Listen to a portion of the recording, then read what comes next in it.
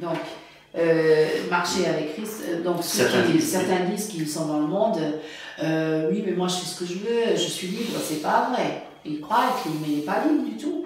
Parce que qui c'est qui dirige sa vie? Si c'est pas Christ, alors c'est Satan. Parce qu'il n'y a que deux camps, il y a celui de Christ et celui de Satan. Il n'y a qu'une liberté. Et c'est la vie ou la mort. Hein, il a dit choisir, j'ai mis deux chemins devant toi, choisis le chemin de la vie, tu as le chemin de la vie, la mort, choisis le chemin de la vie. Ça veut dire que oui, si on n'est pas en Christ, alors on est de l'autre côté. Ça veut dire que c'est Satan qui nous dirige. On n'est pas libre. Non. On n'est pas libre non plus de l'autre côté. Et il vaut mieux être esclave de Christ que d'être esclave de Satan. Hein. Parce que esclave de Christ, ça nous affranchit pour nous rendre vraiment libres. Amen. Et alors que être esclave de Satan, ben, ça nous enchaîne et ça nous amène à la mort et à la perdition éternelle. Alors ça, les païens ne le savent pas, ils sont dans l'ignorance, mais ils croient être libres, ils croient que... C'est pour ça que c'est malheureux, c'est pour ça qu'il faut évangéliser, c'est pour ça qu'il faut sortir et prêcher la parole. C'est pour ça qu'il faut propager cette bonne nouvelle, parce que c'est une bonne nouvelle. Ouais, parce que là on parle de Dieu, crainte de Dieu et tout ça, mais on ne se rend même pas compte que c'est par amour que Dieu a donné sa vie, que Jésus-Christ a donné sa vie sur la croix, pour nous sauver, parce qu'il veut nous délivrer de qui? Mais du malin, il veut nous délivrer de Satan, il veut nous délivrer de ce monde-là, de ce monde perdu, de ce monde de perdition, de convoitise, de corruption. Et les païens sont dans l'ignorance de ces choses parce qu'ils sont aveuglés. Hein. C'est le Dieu de ce siècle qui les a aveuglés. Hein. Ils ont un voile et ils sont aveuglés. Et c'est nous, elle est la lumière. Jésus-Christ est la lumière qui est venue parmi les hommes. Mais qu'est-ce qu'il est dit dans la parole? Que la lumière était pleine de grâce et de vérité. Elle est venue parmi les hommes et les hommes ont préféré les ténèbres à la lumière. Pourquoi? Parce que la lumière met en évidence les mauvaises actions de leur vie. Et certains viendront à la vérité, et comme il dit, nous sommes une odeur un parfum de vie ou de mort. Certains viendront à la vie, et d'autres, ils viendront à la mort. Ça veut dire qu'ils n'acceptent pas la grâce, ils n'acceptent pas Jésus. Tous ne reconnaîtront pas Jésus-Christ, mais celui qui le reconnaît et qui l'accepte comme son sauveur et Seigneur personnel, celui-là, il passera de la mort à la vie. Alléluia. Il passera des ténèbres à la lumière. Il passera du camp de Satan au camp de Jésus-Christ. Amen. Et voilà, donc. Et ce n'est pas une histoire de religion ou de dénomination quelconque. Hein? Oui. Ça ne peut pas nous sauver, ça. Absolument pas. Ce que je veux dire par là, c'est que... c'est pas parce qu'on est dans une église baptiste qu'on est sauvé plus que c'est ça que je veux dire. Ou une église pentecôtiste, tout ça, c'est une dénomination. Ou évangélique, ça sauve personne. Non. Ce qui sauve, c'est Jésus-Christ. C'est d'avoir rencontré Jésus-Christ personnellement, d'être né de nouveau. Je le précise, j'appuie très fort là-dessus, c'est la nouvelle naissance. Sans la nouvelle naissance, nous ne pouvons pas entrer dans le royaume de Dieu. D'ailleurs, Nicodème lui-même l'a demandé, pourtant c'était un pharisien très pieux, hein, je veux dire pratiquant, qui croyait en Dieu et tout, qui connaissait la Torah, la loi, parfaitement, très cultivé. Et il est pourtant allé voir Jésus dans le jardin de Gethsémane et lui a demandé, mais Seigneur, tu parles de naître de nouveau. Moi qui suis vieux, pourrais-je encore rentrer dans le ventre de ma mère, parce qu'il voyait ça de manière charnelle. Complètement. Et Jésus lui a dit non, c'est le sang et la chair ne peuvent pas hériter du royaume de Dieu. Il faut naître de nouveau, c'est-à-dire naître de l'esprit et d'eau, pour rentrer dans le royaume de Dieu. Tout à fait. Parce que la chair et le sang ne peuvent pas. Donc, il faut naître de nouveau. Il faut recevoir le Saint-Esprit. Et là, il peut passer dans le royaume de Dieu. C'est ça. Il n'y a pas d'autre chemin. Non. Ceux qui veulent entrer par une autre porte, Jésus a dit, je suis la porte. Et ceux qui veulent entrer par un autre endroit, dans le royaume de Dieu, ce sont des voleurs et des violents dans le sens qui forcent le royaume autrement. Ils ne peuvent pas entrer dans le royaume de Dieu d'une autre manière. Il n'y a qu'un seul chemin. Ce que je veux dire aussi, c'est que ceux qui continuent à pratiquer le péché, et même sans avoir de remords, sans se repentir, n'ont pas le Saint-Esprit. Ils ont le cœur qui s'endurcit. N'ont pas le Saint-Esprit. Parce que le Saint-Esprit nous pousse, voilà. Il nous pousse à la repentance. Voilà, tout à fait. Et là, on va prendre Galates 5. Galates 5, au verset 22. Et regardez ce que le Saint-Esprit produit. Ce que le Saint-Esprit fait. Parce que le Saint-Esprit, c'est pas un acte magique qu'on reçoit comme ça, par l'imposition des mains. Vas-y, hop, tu as le Saint-Esprit. Non, c'est pas ça le Saint-Esprit. Regardez, chapitre 5, verset 22. Mais ce que l'Esprit Saint produit, il produit quelque chose, le Saint-Esprit. Il produit quelque chose dans la vie de l'homme. Il produit quoi? C'est l'amour, la joie, la paix, la patience, la bienveillance, la bonté, la fidélité, la douceur et la maîtrise de soi. La loi n'est certes pas contre de telles choses. Ceux qui appartiennent à Jésus-Christ ont fait mourir leur propre nature avec ses passions et ses désirs. L'Esprit nous a donné la vie, il faut donc aussi qu'il dirige notre conduite. Ne soyons pas orgueilleux, abstenons-nous de nous irriter les uns les autres et nous envier les uns les autres. Voilà. Tout à fait. Voilà, porter du fruit. Nous devons porter du fruit, et le fruit de l'Esprit. Voilà. Ça veut dire qu'on ne doit plus chercher notre propre gloire, hein, une vaine gloire, parce que c'est écrit là. Ne cherchons pas une vaine gloire en nous provoquant les uns les autres, en nous portant envie les uns aux autres. Et ça, il faut quand même le reconnaître. On retrouve beaucoup ça dans les églises. Des jalousies, hein, et de l'orgueil. Et puis les uns qui s'élèvent par rapport à d'autres en disant oui, nous on a une onction, un appel spécial, ministère de la louange, ministère je ne sais quoi. Enfin bref, et qui s'élèvent au-dessus des autres et qui font croire que eux c'est des grands et les autres c'est des petits. Franchement, il faut arrêter parce que c'est ça, rechercher une vaine gloire. Hein, ceux qui sont sur le podium et qui veulent avoir une vaine gloire. Mais il y en a même qui sont applaudis. Ils sont applaudis comme dans le monde quand ils font une prestation. C'est parce qu'en quelque sorte, ils font une prestation. Ils sont sur scène, ils sont sur un podium, ils font une louange ou une danse ou je ne sais quoi, une prêche même. Non, plutôt dans la musique, c'est beaucoup dans la musique. Et puis ils sont applaudis. Les gens sont en bas, assis. Mais moi, je ne comprends pas ça. Ils sont assis en bas et ils regardent et puis ils font comme s'ils étaient à un concert. Alors, où est-ce que c'est écrit qu'il faut faire un concert? Moi, je suis désolée, c'est pas écrit ça. Je vais juste lire dans Galates 1, verset 10, je vais le lire, pour confirmer un peu ce que tu dis. Cela signifie-t-il que je cherche à gagner l'approbation des hommes? Non, c'est l'approbation de Dieu que je désire. Est-ce que je cherche encore à plaire aux hommes? Si je cherchais encore à plaire aux hommes, je ne serais pas serviteur de Christ. Tout à fait. Voilà, donc c'est pour conclure, on va dire. Mais ce qui est dangereux quand on a comme ça un don, ou quand on sait jouer de la musique, ou chanter, ou quoi que ce soit, c'est dangereux parce que parfois, c'est même pas tout de suite nous-mêmes qui sommes inspirés à vouloir se mettre en avant, mais c'est aussi, c'est ça, c'est la nature humaine, c'est bizarre. Mais des fois, c'est les hommes, les gens dans l'église, l'assemblée, qui veulent mettre les autres en avant, qui les flattent, qui viennent avec la flatterie. Tu vois, de dire, comme toi, mais toi tu sais bien jouer de la musique, bien, Dieu t'a appelé, t'as un ministère, il faut que et dès que tu as arrêté de jouer, tout de suite tout le monde te sautait dessus, tout le monde disait, tu joues bien, toujours des flatteries, toujours une gloire. Et c'est l'homme lui-même qui des fois c'est un danger même pour soi. C'est dangereux pour soi parce que dès que tu fais quelque chose hors du commun, ou pas comme tout le monde, les gens ils viennent et tout de suite ils te sautent dessus et puis ils disent c'est bien, t'es un ouin, t'es quelqu'un de... Voilà, et ça c'est la gloire. Et non, ça nous conduit dans l'orgueil. Voilà, ça conduit les dans flatteries. Les flatteries, c'est dangereux. Ça conduit dans l'orgueil. Il faut pas flatter. Arrêtez de flatter.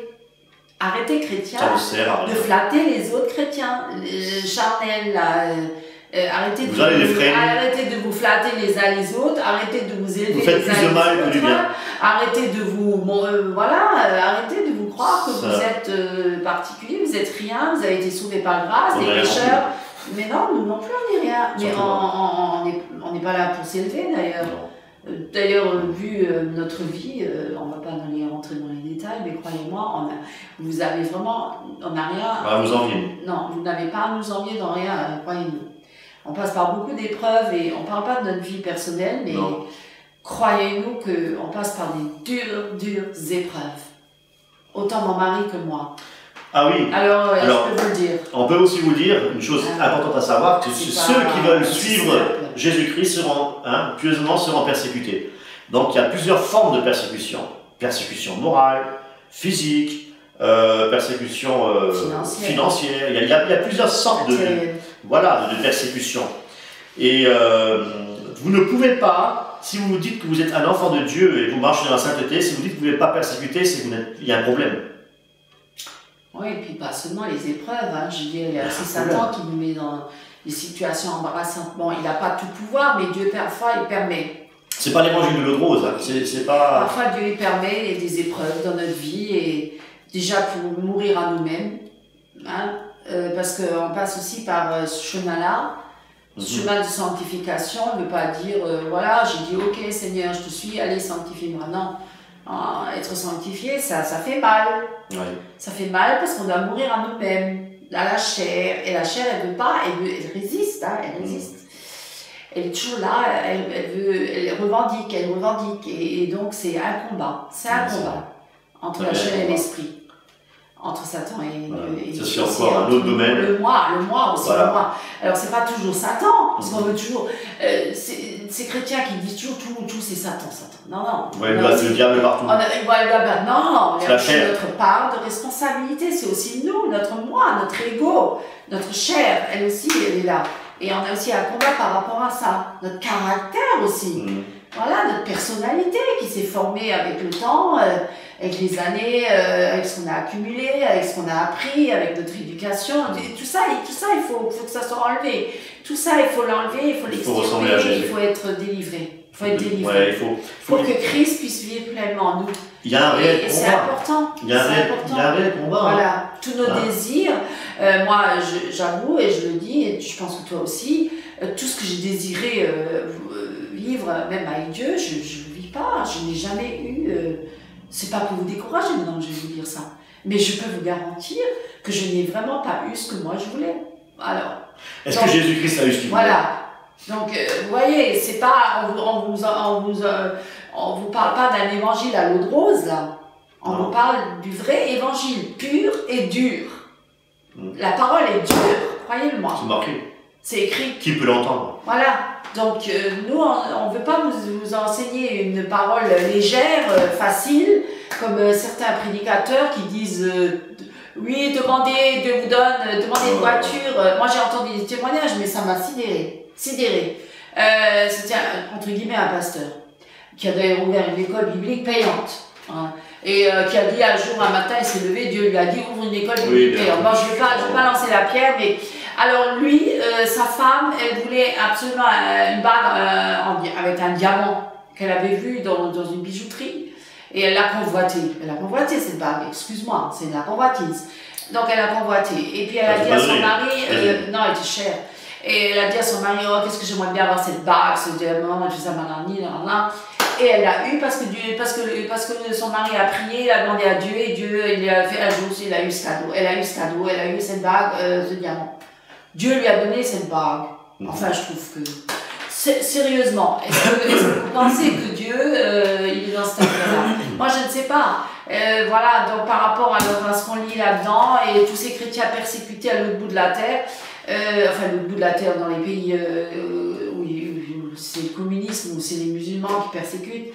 Enfin, bref, donc, quel évangile on prêche?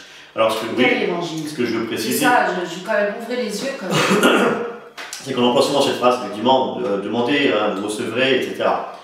Mais, ce qu'il faut savoir, c'est que Dieu donne ce qui est utile et ce qui est dans sa volonté. Oui, il nous laissera pas mourir de faim. Si maintenant j'ai la voiture qui commence à être fatiguée, je dis Seigneur, je vois que David était riche, David, Salomon, tout ça, je veux être comme eux, je veux avoir, moi je veux une Rolls, je veux une Rolls, une Lamborghini, quelque chose de bien. Alors, regardez Jésus-Christ, il a été accueilli sur un âne, un petit âne. À Jérusalem. Voilà, ça me vient à l'esprit. C'est assis sur un âne. Voilà, donc vous voyez l'humilité. Le roi des rois. Ouais, c'est l'humilité. Pourquoi une grosse voiture? Pourquoi une grosse voiture? Pourquoi une grosse voiture? Il y a un intérêt à ça. Vous comprenez? Il y a un intérêt à tout ça. Donc, non, c'est le cumul des biens matériels. Moi, je dis quelque chose. Vous pouvez être riche, oui. Mais plus vous êtes riche, plus vous devez donner. Ben oui, forcément. Parce que c'est comme ça. Si Dieu permet que vous soyez riche, c'est pour donner aux pauvres. C'est pour donner aux autres. Et c'est comme partager. Ça, c'est biblique ce que je dis. Ouais. Voilà, c'est comme ça. C'est pas vivre dans une, comme en Amérique, là, certains, dans les grands domaines, comme Michael Jackson, hein, qui a des grands domaines hollywoodiens, là, au bord de mer, Pacifique, au bord du Pacifique, vue sur le Pacifique, avec une grande terrasse et tout. Une grande villa, une énorme villa avec un grand domaine et tout ça. Non, non, Dieu il n'est pas dans cette affaire-là. Je suis désolée, je crois pas à ça. Moi, je crois pas à cet évangile-là. Non.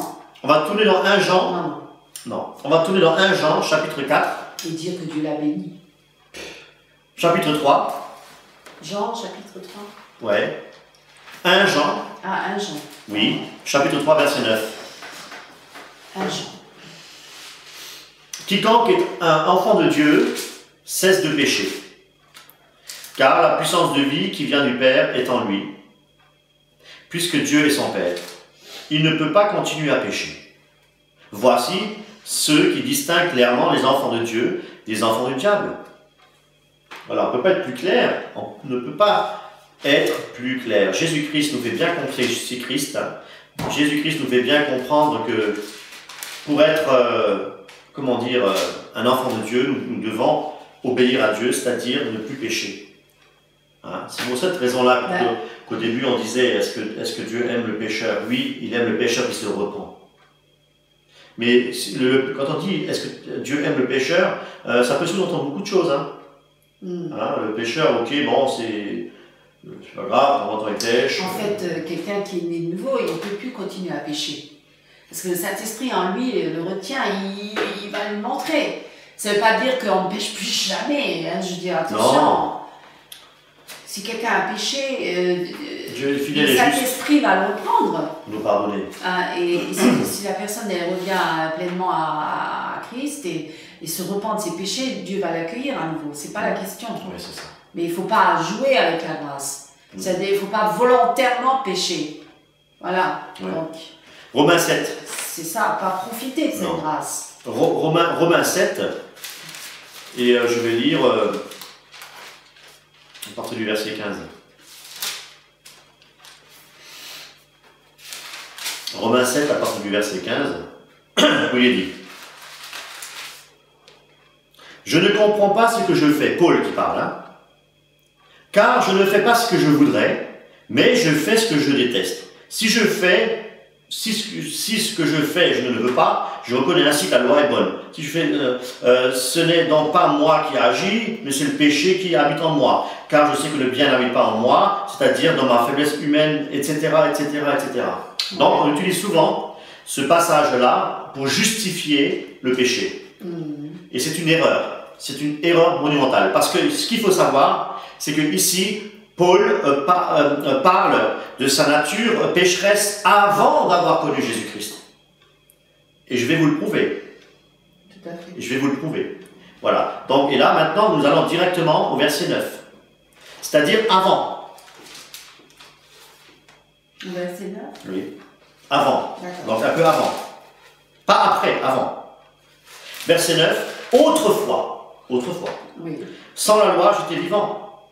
Mais quand le commandement est intervenu, le péché a pris vie et moi, je suis mort. Le commandement qui devait conduire à la vie s'est trouvé dans mon cas conduire à la mort. Car le péché, à cette occasion, il m'a trompé, etc., etc. Et c'est là qu'il vient avec si je fais ce que je veux, je ne fais pas, machin, etc. Donc le péché habite en moi, etc. Vous comprenez? C'était avant sa conversion. Donc ne prenez plus ce passage-là pour défendre... tu comprends ce que je veux dire? Oui, pour dire, ouais, mais Paul aussi, hein, c'était un pécheur, il péchait tout le temps, voilà, de nature en lui. Non, c'était avant d'être converti. C'était pour faire comprendre voilà. qu'il était sous la loi, et ben, ça mettait en évidence le péché. Voilà. Sa condition humaine ne pouvait pas appliquer la loi. Voilà, et la réponse, elle est dans le verset 6, chapitre 6. Ouais. Regardez ce que Paul dit. Chapitre 6, verset 1. Que dirons-nous donc? Devons-nous continuer à vivre dans le péché pour que la grâce de Dieu soit plus abondante? Certainement pas. Nous sommes morts au péché. Comment pourrions-nous encore vivre dans le péché? Donc, avec ce verset-là, ça contredirait ce que j'ai lu tout à l'heure. Exactement. Donc, c'est une preuve évidente qu'il parlait comment dire, de sa nature pécheresse avant la conversion. Mais je peux même rajouter là. Vas-y, rajoute. Au chapitre 6, verset 5. Oui. En effet, si nous sommes devenus une même plante avec lui par la conformité à sa mort, nous le serons aussi par la conformité à sa résurrection. Amen. Sachant que notre vieil homme a été crucifié avec lui, afin que le corps du péché fût détruit, pour que nous ne soyons plus esclaves du péché, Alléluia. mais esclaves, car celui qui est mort est libre du péché. Voilà. Or, si nous sommes morts avec Christ, nous croyons que nous vivrons aussi avec lui, sachant que Christ, ressuscité des morts, ne meurt plus. La mort n'a plus de pouvoir sur lui, car il est mort et c'est pour le péché qu'il est mort. Une fois pour toutes, il est revenu à la vie et c'est pour Dieu qui vit. Ainsi vous-même, regardez-vous comme morts au péché. Nous devons être morts au péché et comme vivants pour Dieu en Jésus-Christ. Que le péché ne règne donc point dans vos membres, voilà, dans votre corps mortel. Amen. Et n'obéissez pas à ces convoitises. Dieu nous a donné cette puissance pour résister. Ne livrez pas vos membres au péché comme des instruments d'iniquité, mais donnez-vous vous-même à Dieu comme étant vivants de mort que vous étiez et offrez à Dieu vos membres comme des instruments de justice. Alléluia. Car le péché n'aura point de pouvoir sur vous. Vous voyez, ça, ce sont des paroles puissantes. Puisque vous êtes non, alors on vient au mot de la fin, là, presque. Ah, gloire à Dieu. Non, au mot du début. Ah, au mot du début, oui. On avait dit la loi et la grâce. Et ce qui est dit, car le péché n'aura point de pouvoir sur vous, puisque vous êtes non sous la loi, mais sous la grâce. Oh, Amen. Merci Saint-Esprit, merci Seigneur. Voilà. Amen. Amen. Alléluia. Maintenant, Matthieu. Est-ce qu'on a encore des choses à dire après ça? Oui, non, pratiquement plus. Matthieu. Alors, Matthieu 5, 17. Matthieu 5. Gloire à Dieu. C'est très important de le savoir. Oh, ça nous libère. Complètement. Ça nous libère. C'est ça qui nous donne cette louange après. Cette adoration qu'on est délivré de la loi du péché et de la mort. 5, 17. 17. Ne pensez pas que je sois venu pour supprimer la loi de Moïse Tout à fait. et l'enseignement des prophètes. Je ne suis pas venu pour les supprimer, mais pour leur donner leur sens véritable. Tout à fait. Et maintenant, on va voir quel sens véritable. Qu'est-ce que c'est que la loi? Qu'est-ce que c'est que la loi aujourd'hui? La loi de Dieu, je dis bien. Ben oui. Eh bien, on va le voir tout de suite. On va prendre, prenez avec moi Hébreux, attendez voir, Hébreux 6, 4. Je crois que c'est peut-être pas tout de suite, Hébreux 6. Ah bah je suis tombée direct dessus. Ah bon? Ah ouais, Hébreux 6. Voilà. Mais c'est pas ce que je voulais prendre d'abord. Non. D'abord, Jean 2, 4. Oh tiens, je suis tombé dessus. À une page près. Jean 2, 4.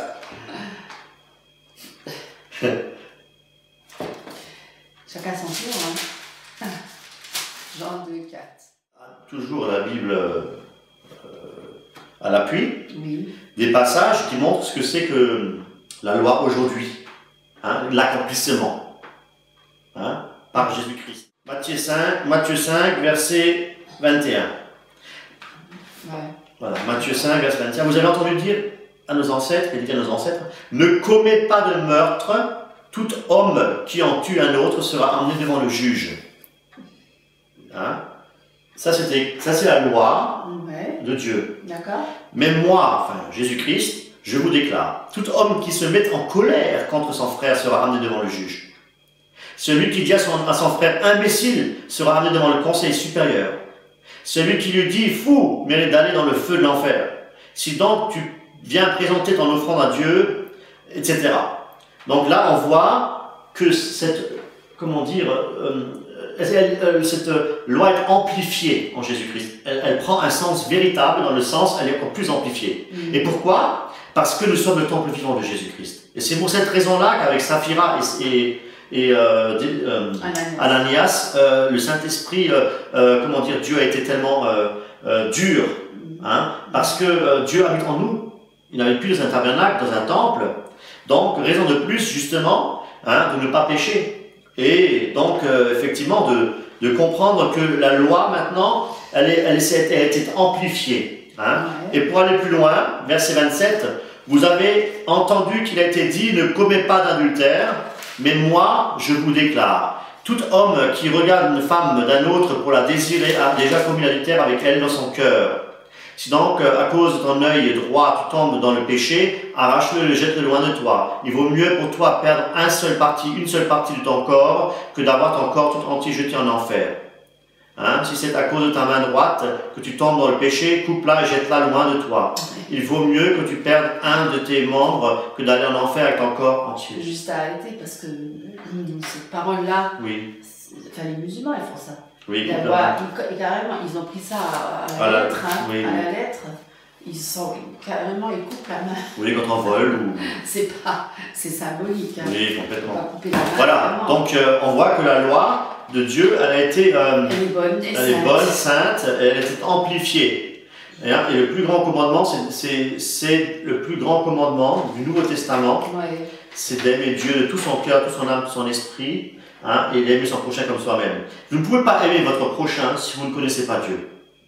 Vous ne pouvez pas aimer votre prochain si vous ne connaissez pas la sainteté de Dieu, si vous ne connaissez pas la crainte de Dieu, et si vous n'avez pas appris ce que la grâce. C'est impossible.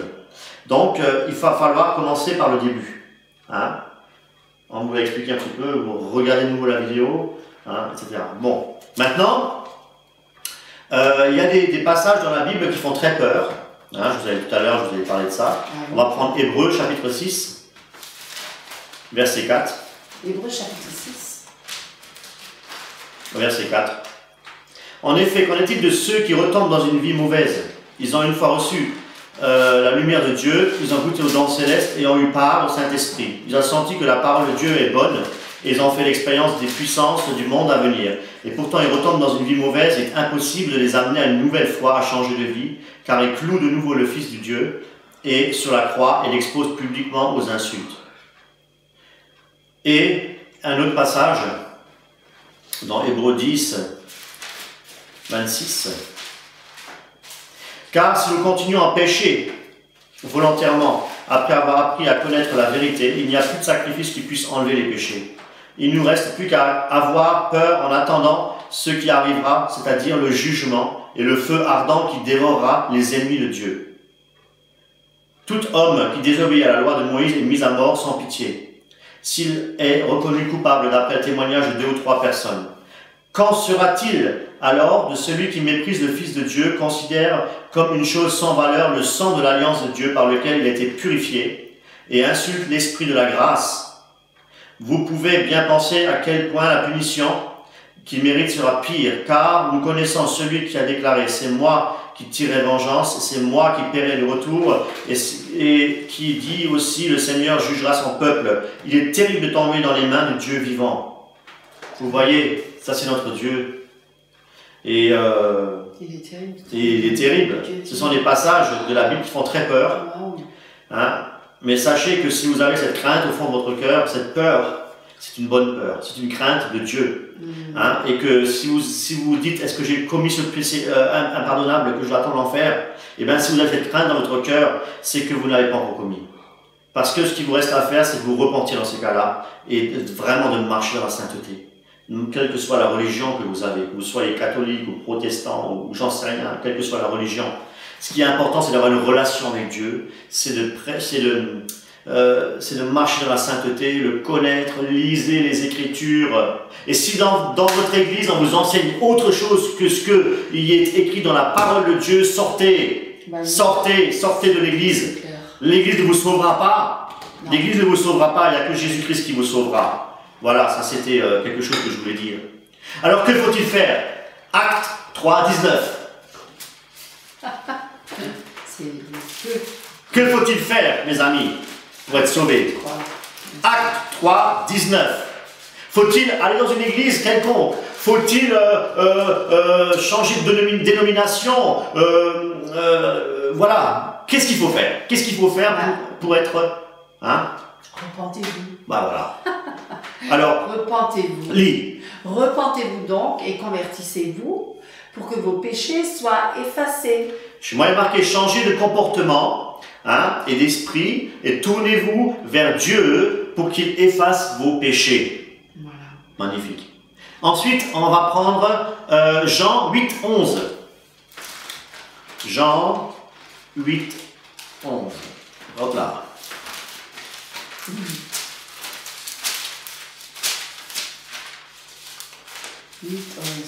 On fait du bruit. Alors, tu veux lire? Elle répondit, non Seigneur. Et Jésus lui dit, t'es sûr que c'est ça, oui? Oui. Je ne te condamne pas non plus, va et ne pêche plus. Voilà, c'est Dieu qui parle. C'est Dieu qui parle, c'est Christ qui parle. Va et ne pêche plus. Va et ne pêche plus. Voilà. Voilà ce que nous devons faire. Nous repentir. Voilà. Et ensuite, nous ne devons plus pécher. Voilà, c'est ce que chacun devrait faire. Tout à fait. Prenez encore avec moi Deutéronome. Chapitre 28, verset 47.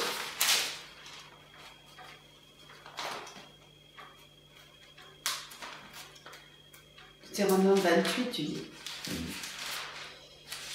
28. Verset combien? 47. Si donc vous ne servez pas le Seigneur votre Dieu avec joie et de tout votre cœur, c'est le premier commandement que Dieu nous a donné. Ouais. Dans le Nouveau Testament, tu aimeras ton Dieu de tout ton cœur, tout ton âme, toutes tes pensées. Et là, dans Deutéronome, il est écrit, si donc vous ne servez pas le Seigneur votre Dieu avec joie de tout votre cœur, lorsque vous aurez de tout en abondance, vous deviendrez les esclaves des ennemis que le Seigneur enverra contre vous. Voilà. Le Seigneur, chapitre 28 de Deutéronome. Oui, verset 47. 47, d'accord. Voilà. Et puis au verset 15, il est écrit, par contre, si vous n'obéissez pas au Seigneur votre Dieu, si vous ne veillez pas à mettre en pratique tous les commandements et les lois, je vous communique aujourd'hui de sa part, alors il vous infligera des malheurs. Voilà, les malheurs, c'est-à-dire qu'il nous livrera entre les mains de l'ennemi, entre les mains de Satan. Voilà. On se croit encore vivant, mais quoique mort, c'est la parole le dit. Voilà, donc c'est ça, c'est terrible. Maintenant, prenez avec moi Jacques 1, 22. Jacques 1, 22, où il est dit, n'allez pas vous tromper vous-même en vous contentant d'écouter la parole de Dieu, mettez-la réellement en pratique. Car celui qui écoute la parole sans la mettre en pratique ressemble à un homme qui se regarde dans un miroir et se voit tel qu'il est. Après s'être regardé, il s'en va et oublie aussitôt comment il est. Voilà. Mais celui qui examine attentivement la loi parfaite qui nous donne la liberté en Christ, par l'Esprit, oui, et s'y attache fidèlement, qui ne se contente pas de l'écouter pour l'oublier ensuite, mais qui la met en pratique, vous voyez, celui-ci sera béni de Dieu dans son activité. Si quelqu'un croit être religieux, et ne sait pas maîtriser sa langue, il se trompe lui-même, sa religion ne vaut rien. Voilà. Maintenant, on va comprendre Romains 2, 13.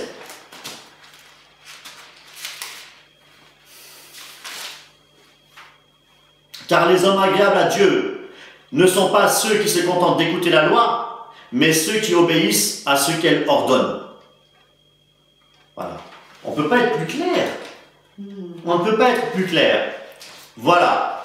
Donc, pour résumer, Dieu est saint, nous devons le craindre, et nous sommes dans un temps de grâce pour justement ne pas être un moyen justement pour continuer à pécher, mais justement d'abandonner le péché et de suivre le Seigneur dans la justice et dans la vérité. Et c'est alors que nous hériterons le royaume de Dieu.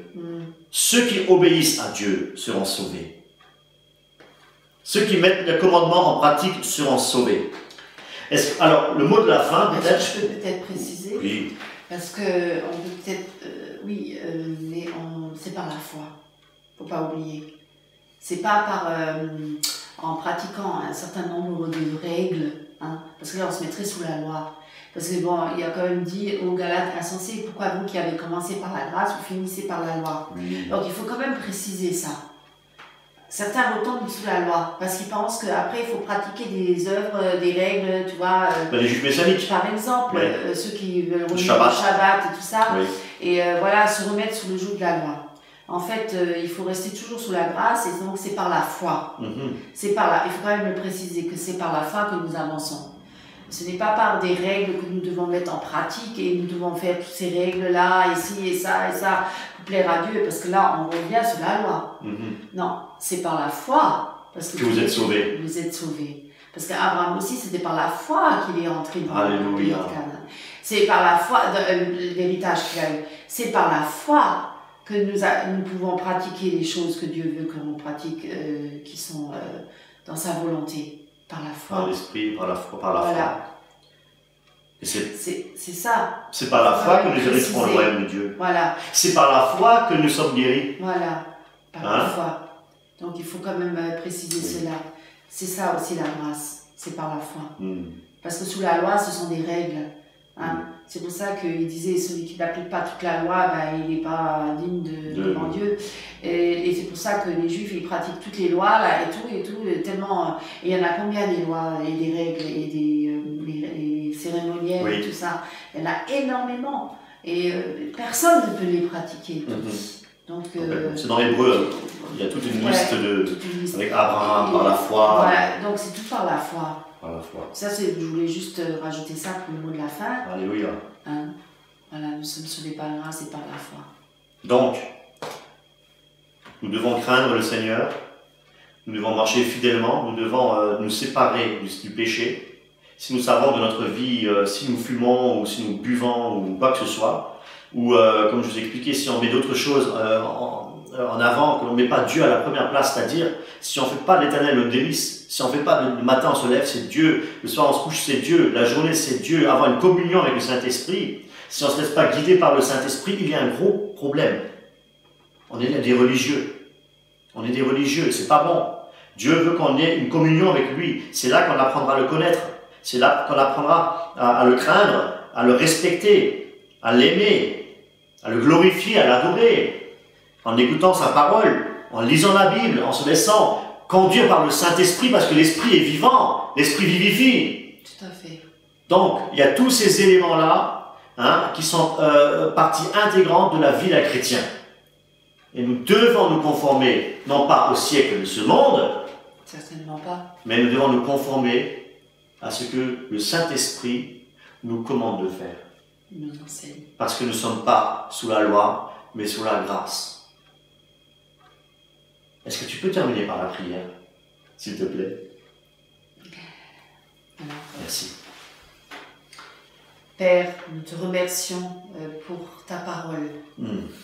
Ta parole qui s'est révélée à travers Jésus-Christ. Merci Seigneur parce que tu ne nous as pas laissés orphelins, mais tu nous as envoyé le Saint-Esprit pour que le Saint-Esprit nous conduise dans toute la vérité et nous fasse connaître le Père, te connaître, toi, le vrai Dieu, le Dieu vivant, le Dieu merveilleux, le Dieu majestueux, le Dieu tout-puissant, le Créateur du ciel et de la terre et de tout l'univers, celui qui nous a donné le souffle de vie.